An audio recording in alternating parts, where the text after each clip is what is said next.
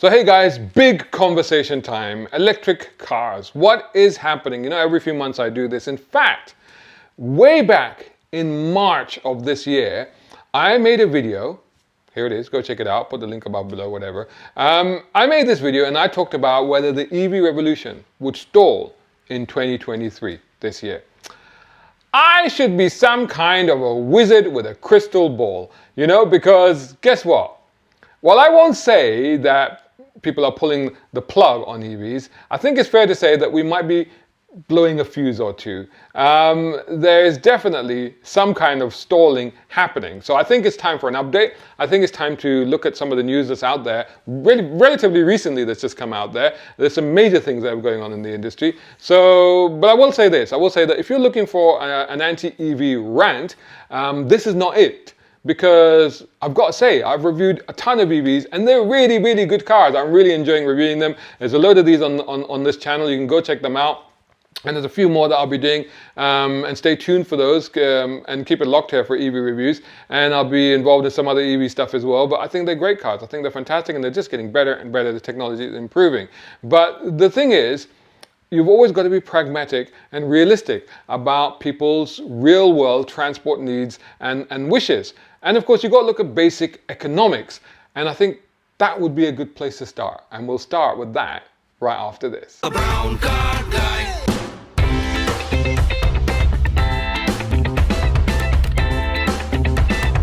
Brown car guy. Right, so we'll start with Elon Musk, the owner and founder of Tesla. He's here actually, he's here in London. Yeah, he came to see me. No, he didn't come to see me. He came to see Rishi because they were having, it was just yesterday, it was on news as of recording this, that they were having a summit on AI and there was a conversation between him and Rishi, which is fascinating. They were talking about AI and Elon Musk was basically saying that AI is going to make all jobs redundant in future and potentially we'll only be working if we choose to. That might sound completely bonkers and possibly quite scary to a lot of people, but I tell you what, as a Trekkie, as a Star Trek fan, I don't find that very scary at all because that's kind of the future that Star Trek envisioned. Anyway, this is not for this conversation, and that's a complete sidetrack. Maybe I'll talk about that somewhere else or in something else. But anyway, the point is that he's here, and he's had a little bit of a problem. In fact, Tesla has reported a disastrous third quarter earnings, and on the stock market, it's had its lowest quarterly earnings per share in 2 years, falling 10% below already negative analyst forecast. So actually underperformed the lowest performance that was anticipated for those shares. So and this contracted his net worth by apparently $28 billion. $28 billion. My God, isn't that a lot of money? However, don't go shedding too many tears for Elon Musk because his actual worth is it's over $260 billion. So small change. But anyway, so moving on from that, there is a problem there. And it's interesting because this has given an opportunity for the Toyota boss. What is he now? Because I think he was president of Toyota. I think he stepped down from that role, but he might still be one of the top. He's still got a top role there. I knew it, I've forgotten it, I put it on the screen. But anyway, it's Akio Toyoda. And I think under his leadership with Toyota, under his active hands-on leadership, we've seen a real renaissance with Toyota, with some great cars coming out, you know, from all the GR versions and the 86 and the Supra and what have you. And that's partly because Akio Toyoda is a car guy. He's a car guy. He's proper petrol head. He races. He used to race in secret at the Nürburgring. This is the guy that, you know, has kind of, I think, rejuvenated Toyota. And, you know, and one thing I remember he said, I think it was last year in his speech at the, was it the Tokyo Motor Show? Maybe there or somewhere else. But I think he said something I thought was absolutely wonderful. Toyota will leave no car guy behind, is basically what he said. I'm paraphrasing, but that's what he said. Actually, pretty much he said that. And I thought that was a fantastic statement. At the time, he was talking about the fact that they were going to start bringing back parts for Toyota Icons, Toyota classic cars that people are still running. So they're going to start remanufacturing parts so that people can keep them going. So that was brilliant.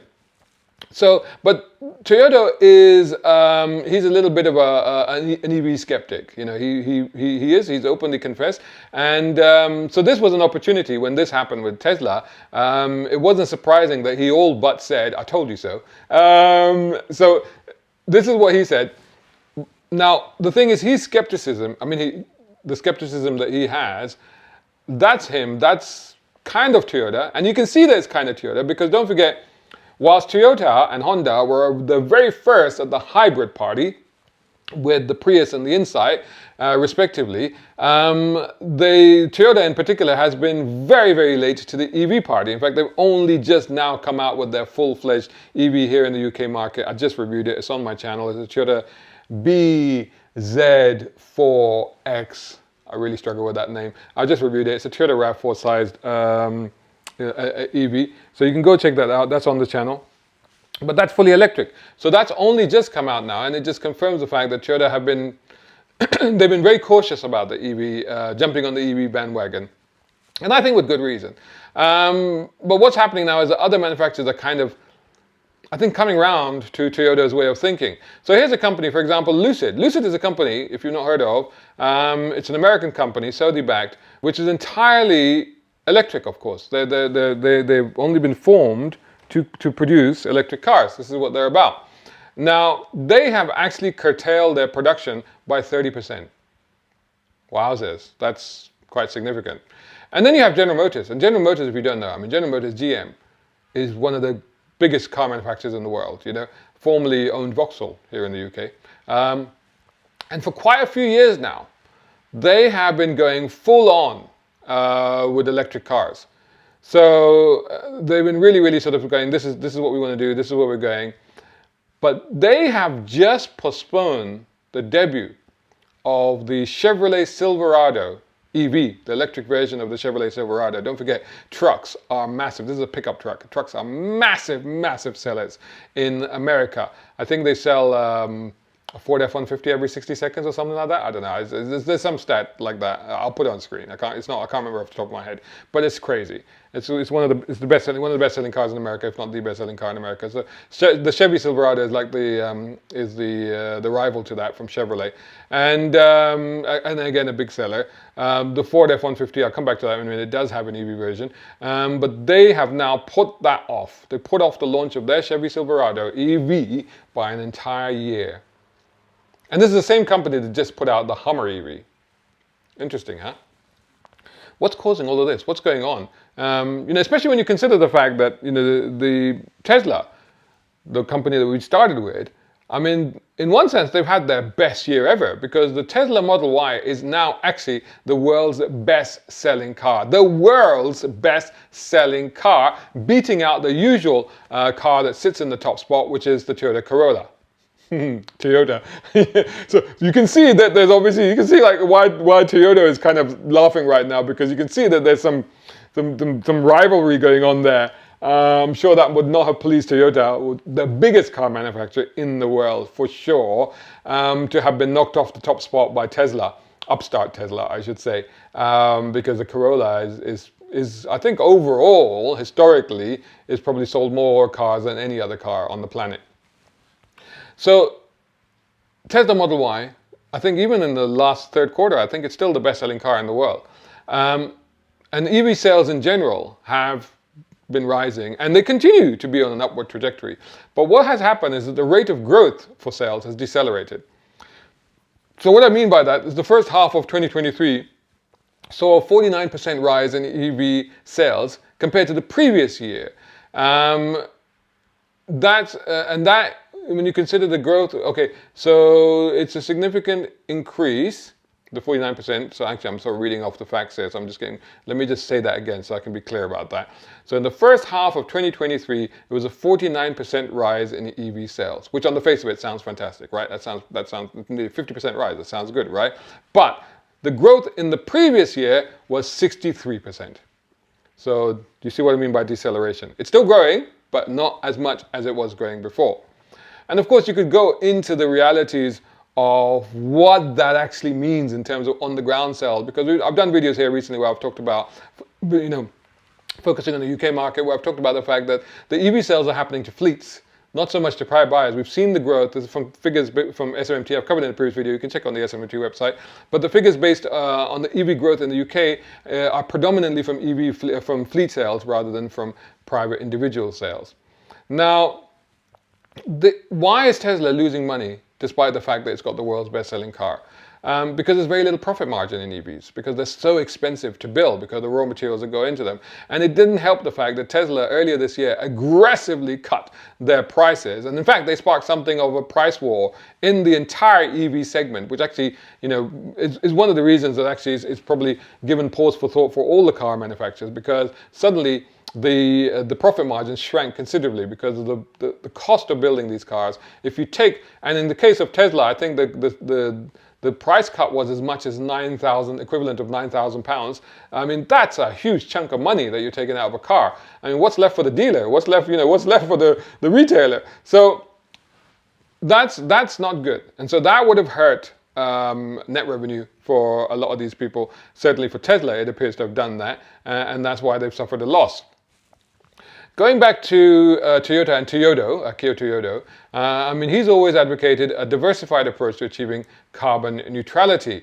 And he's emphasized that electric vehicles are but one path, suggesting continued investment in hydrogen and hybrid cars as well. And I've read this before from Toyota, and I think it made a lot of sense, because at one time I remember reading something where he said that we take the lithium, we create the batteries. Now we take X amount of lithium, we create X amount of batteries, and then that would give me, say, 10 EVs. However, I could take the same X amount of lithium, take the same amount of battery that I have to make, and I could create, I can't remember exactly, but multiples of that number of EVs when it comes to hybrids. So basically, I could have far more hybrids out there than I would have EVs. The hybrids would be used more, they would be more efficient, they'd be causing less harm to the environment, and they would be using less fuel. So it would make sense. And there's definitely a solid logic in that argument. Now, and I've always said the same, to be honest, like, it's something that I've always agreed with. I've said this from day one. I said that, EVs are fantastic. I said this before, I say this again, I continue to maintain this. EVs are brilliant, they are good, they are definitely a great solution for a lot of people in the right circumstances. They're the perfect solution, and they're definitely going to be a part of our EV future. There's just no getting rid of them now. They're there, but it's a mistake to put all of our eggs into the EV basket, because, in fact, I'd say it's dangerously blinkered. And I feel like we've been down this path before, where, just 15, 20 years ago, we were telling everybody, buy diesels. I mean, when I say we, what I mean is, like, the government, in fact, literally was telling everybody, buy diesels. They're better for you, better for the environment, better for us, better for everything, better for your pocket, they were saying that, right? And then what happened? Then diesel cars became enemy number one. Ironically, when diesel when they achieved their biggest efficiency, the Euro 6 diesel, latest model diesels are so good, they clean the air as it goes through them. But nobody cares about that now, because we've just gone off them. And now they don't want us to buy diesels, and people are not buying diesels. And the trouble is that that makes you wary of going full circle with these things. Because right now the messaging is EV, EV, EV, and you think, well, what if in 10, 15, 20 years time they go, yeah, about that EV thing, yeah, we changed our minds. And I think a lot of people will be upset about it. But it's a case of, I think, if anybody looks at this logically, there needs to be multiple different approaches to transport solutions in the future. I'll come back to that in a minute. Anyway, and going back to Toyota's thinking, I think other manufacturers, as I've said, are also starting to come around to it. We've talked about Lucid, we've talked about General Motors. Ford, and I remember Ford is one of the people here in the UK when Rishi Sunak changed the 2030 deadline that was here before, which might still come back if Keir Starmer comes back, because he said he'll revert back to it. So the 2030 deadline, what I mean by that is the ban on new ICE cars, internal combustion engine cars, traditional fuel-powered cars. The ban on sales of new models was 2030. It was moved to 2035. Ford were very unhappy about that. You could see why, because they've already invested a lot. They've kind of restructured considerably. They've basically taken the Fiesta off sale, one of their biggest selling cars, because they're moving entirely in this direction. And then this happened. But that was Ford the UK. Ford in America, I think, is also looking at this now. And Bill Ford Yes, he is a relative of the founder. Bill Ford said, he commented on how the discourse around EVs was becoming heavily politicized. Absolutely correct. This is the trouble. It's like it's rather than engineers, scientists, innovators, and of course the consumers basically nurturing and causing the direction of demand for certain products. Rather than that's happening, which is market forces, which is what should happen. What's been happening with EVs is the governments have been enforcing it upon people. So it's highly politicized, is what Bill Ford says, and heavily politicized, especially in America, because Joe Biden has been, he's been to, like, I think, was it the Detroit Motor Show? He was on the GM stand. He moved one of these GM trucks about 10 paces or something. He's a car guy, by the way. He's got a classic Corvette. That's not electrified. It's a proper petrol engine classic Corvette he's got. But it's become political, and I think this is what Ford is saying. And they said, let me just continue. It says, the discourse around EVs has become heavily politicized, revealing the societal divides in the adoption of electric mobility. Ford, therefore, has announced a slowdown in the production of its F-150 Lightning pickup. So this is what I referred to earlier, the EV version of pretty much the best-selling car in America, car, truck, whatever you want to call it, the Ford F-150. I mean, literally, like, since I've started this, they probably sold 50 of them. Since you've been watching this is how fast these F-150s sell. So, of course, they came up with an electric version. It's called the Lightning. And they've decided to slow down the production of that. Wowzers, that's serious. And actually, they went even further. They then announced, or have just recently announced, a deferral in its $12 billion investment for a new EV manufacturing capacity. Wow. So they've literally throttled back on investing on EV production. The decision underlines the apprehension among customers in North America regarding the premium price tag attached to EVs. And this is the trouble, isn't it? Because they are more expensive. So in addition to the fact that also in America, I think it's an even bigger dilemma because the distances in America are huge. It's a bit like in the Middle East. Temperature can be quite varied. The climate can be quite varied, which can have a negative impact on electric cars in some cases. But the distances are huge, so you do worry about where and when you can charge it, because some of the commuting distances are much higher than they are in places like here, where we constantly moan and cry about range anxiety, but the reality is that people do less than 30 miles a day. So any EV should easily cover that. But the cost of buying an EV is a problem everywhere. And even despite the fact that the price war has happened, prices of new cars in general have gone up so much. They're so expensive. And this is fundamentally a problem. So, where was I? The company's electric vehicle unit, they called it Ford Model E. So this was their department on focusing on electric cars, reported a substantial loss during the third quarter of this year, almost double from the same period of 2022. Obviously, it's a new unit, it's a developmental unit, it's an R&D unit, so they don't. I would expect, like any company, they wouldn't be expecting it to make profit. They would be expecting it, definitely initially at least, to be making a loss. But when you have that, when it's actually doubling year on year, then they go, oh, whoa, hold on a second here, what's going on? And it's not just car manufacturers.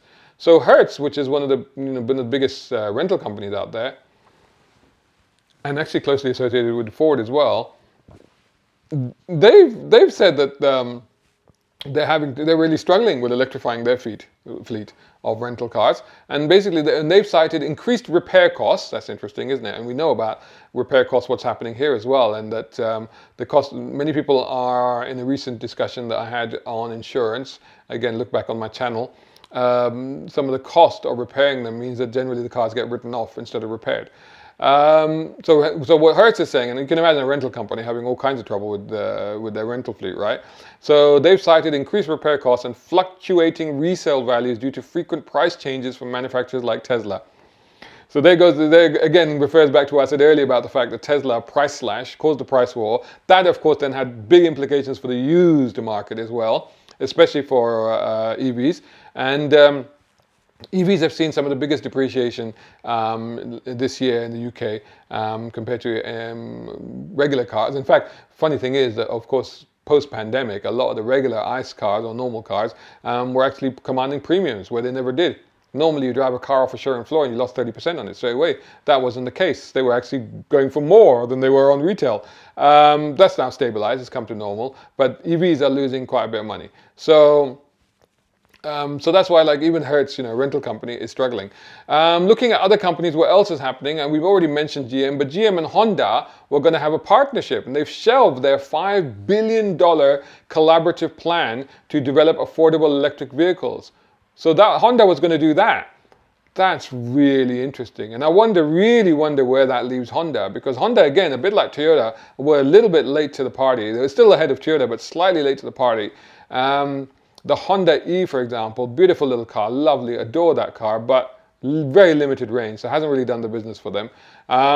So where does that leave them, with them abandoning this collaborative plan between them and GM? GM has been recalibrating its EV targets to better align with customer demand. The company recently paused production of its bright drop electric commercial vans and revised its target to produce 400,000 electric vehicles by the first half of 2024. This is actually a much bigger shock than you can imagine. First the Chevy Silverado, now the idea of the dialing back on the commercial vehicles, realigning their EV targets. The reason I say this is a real big shock is because over the last few years, General Motors has been banging the drum about electric cars. They've been going big on it. They've been really being a prominent advocate in America for EVs. And don't forget, they were amongst the first into the scene with things like the Chevy Bolt and stuff like that. So this is actually quite major. This is a bit of a U-turn, a bit of a handbrake turn. Okay, maybe not quite a turn, but a bit of a handbrake slide, if you like. Just when you handbrake and you just kind of a little bit of correction on there. So this is what this is, because that's a really significant statement, or a really significant change of strategy from one of the biggest car manufacturers in the world, certainly one of the biggest in America.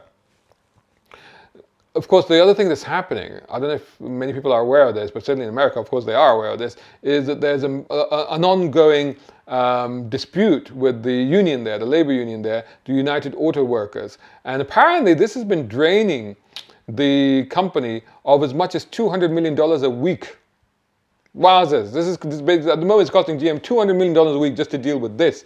So of course, if they're losing money on this side and they're not making a ton of money on the EV side either, then you really got to think, oh man, we got to sit down, we got to realign our thinking, and that's what they're doing. So overall, like what's actually happening here? I think that what's happening is that the car companies, the automakers, are realizing that a measured, diverse, and strategic approach is necessary when it comes to EV. So rather than just going all out, crazy, let's just make more and more EVs, because if you build it, they will come. They're not coming. Mercedes-Benz boss Harold Willman recently said that the EV market is a pretty brutal space. Basically, he was saying that the road ahead for EVs is maybe not as smooth as they've been anticipating. And don't forget, Mercedes has been putting out a lot of EVs, all the EQ models, EQC, EQA, whatever. They've been going big on it as well. So what could this mean for the short and long term for EVs? Well, in the immediate future, I think I was going to say we may see a recalibration. I think we are seeing. I think it's clearly evident that we are seeing a recalibration of strategies with the major car companies and even some of the smaller ones, because we mentioned Lucid and stuff, right? And automakers are going to proceed more cautiously and possibly start to diversify or go back to diversifying their offerings to go towards hybrids. And maybe the thing that Toyota has been going about, and Toyota and Honda, have been persistently trying to sell hydrogen cars. So maybe that might come back again. Alternative fuels, e-fuels, biofuels. Porsche is doing a lot of work in that area, so they may be ahead of the game really now when you think about it. So they're going back to diversifying. I think what this means is that they're going, okay, we've focused all of our future strategy on EV. That's going to still be there, but let's start going back to some of these other things as well. I think that's kind of what we're at. It's quite interesting that, what was it? Yeah, Geely, it was Geely and Renault. It was Geely and Renault. They're the two that basically collaborated. They're investing nearly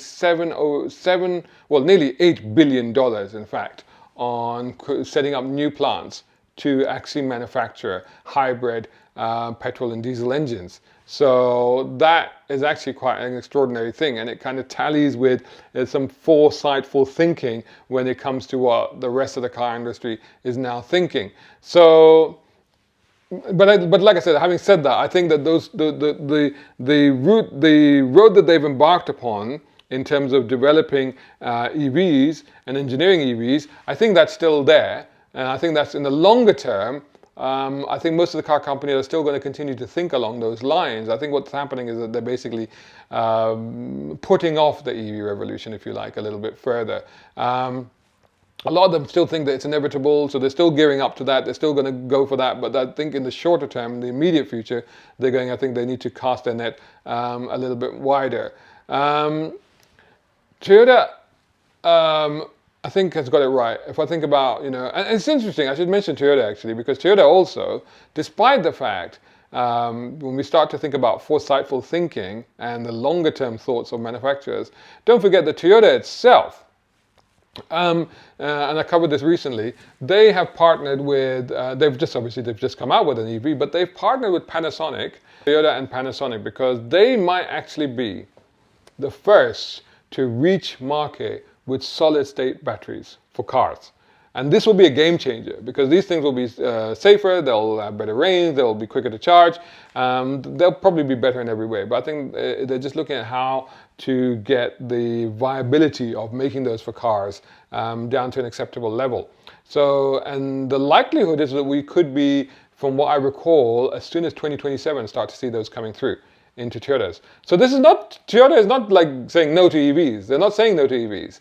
But I think they're saying there could be, it should be part of a solution, and there could be a better way of doing EVs. Is I think what they're saying, and I think that they've got it right. And I think that when you start to really be pragmatic, and big companies like that, of course, are very pragmatic because they know their market, they know what's happening. So when you start to look at what's happening in the real world, and there was a survey in America, and what this revealed was, whose survey was this? This was from international consultancy Deloitte, did I pronounce that right? And they figured out that only 8% of Americans are actively considering an electric vehicle as their next daily transport. Only 8%. So electric vehicles represent less than 10% of vehicle sales in America. And those sales are concentrated in regions where financial incentives, environmental policies are aggressive. So it's either carrot and stick. So where there's a carrot and stick that's forcing or encouraging people to switch to electric, it's kind of happening. In the rest of America, people are like, nah, stick to my truck. The rest of America lags behind. Only 8% of Americans are considering an EV as their next car. And this compares to 16% in Germany and 27% in China. But of course, I don't know about those Chinese figures. But 16% in Germany, that sounds about right. But still, it's still 16%. That's not even a quarter of all car buyers. It's way less than a fifth. So this is the thing, and it makes sense because the technology itself is still being developed. And the thing is, as soon as you buy an electric car, even less than a year later, there's a better one out. Because they're just getting better and better and better. The technology will get better, the pricing will get more affordable, and crucially and most importantly, the infrastructure will get better because right now it's not really up to it for a lot of people. And so you can really see these issues out there. You can see the problems that they have. And I think that this is the biggest problem with the way the strategy currently is being formulated around EVs, where we're enforcing it upon people. And that's never a good idea in a market-led society because you've got to, the whole thing about, you can bring a horse to water, you can't make it drink it, but the horse has got to want to drink it. And I think this is the thing, if people decide that they want EVs, then you can build them. In the meantime, we keep developing the technology. The fear here, the danger here, I think, is this creating negativity. And you can see a lot of that negativity in some of the comments that I'm sure this video will get, and some of the other platforms will get. And you'll see that negativity, and you'll see how strong and how passionate it is.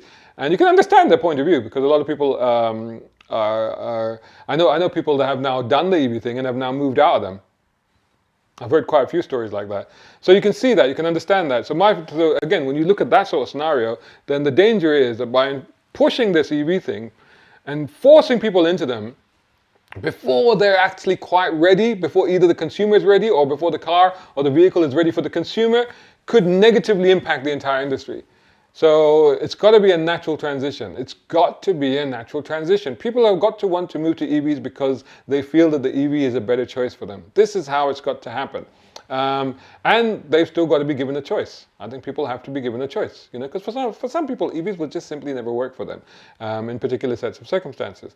But for a lot of people, they would work. For the vast majority of people who live in urban environments, the EV will work, but they will need to be able to charge them. So there's many, many issues here. And I think that the fact that we're seeing this slowdown is indicative of the fact that those issues are coming to the forefront now and need to be tackled, need to be addressed, need to be discussed without, you know, people just going, nah, you're wrong, EVs are great. It's like, EVs are great, but there are issues that we need to address and we need to look at. And I think that's where we're at now. So stay tuned. Keep it locked to Brown Car Guy channels. I will be keeping an eye on the entire auto industry, of course. And of course, as you know, I report back to you what I find, what I think, and what I feel. See you in the next video. Brown Car Guy. Hope you enjoyed that video. If you did, please hit the like button and share this video as well if you can. And while you're at it, check out these guys who also sponsor my content. I am deeply grateful to them because it helps me to buy new equipment, put fuel in the cars, and yes, buy a cup of coffee. You can do the same. Just go here or right here on YouTube. Just hit these three little dots down here and click on thanks. Make sure you're signed in first. My content is free, but this is how you can help me keep it that way. I may even send you a gift. Oh, by the way, watch this next.